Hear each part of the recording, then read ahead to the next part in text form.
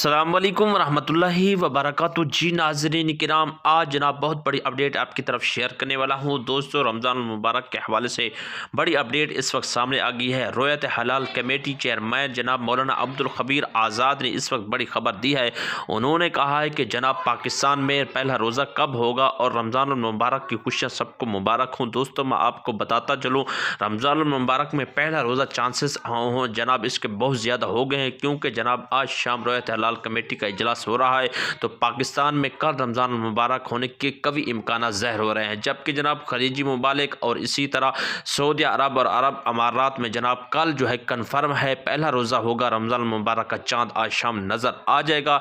तो दोस्तों, क्योंकि यही खबर आ रही है ज़राए के मुतालिक, मतला जो है बिल्कुल साफ़ है, अबर आलूद नहीं है, चाँद के बिल्कुल नज़र आने के इम्कान हैं, जबकि पाकिस्तान में आज चाँद नज़र नहीं आएगा। कब पाकिस्तान में पहला रोज़ा मंगल को होगा, जबकि दूसरे ममालिक में पहला रोज़ा जनाब कल ही हो सकता है। तो वीडियो अच्छे लगे लाइक करें, शेयर करें। मज़ीद के हमारे चैनल पर नए हैं तो इसको सब्सक्राइब कर दें।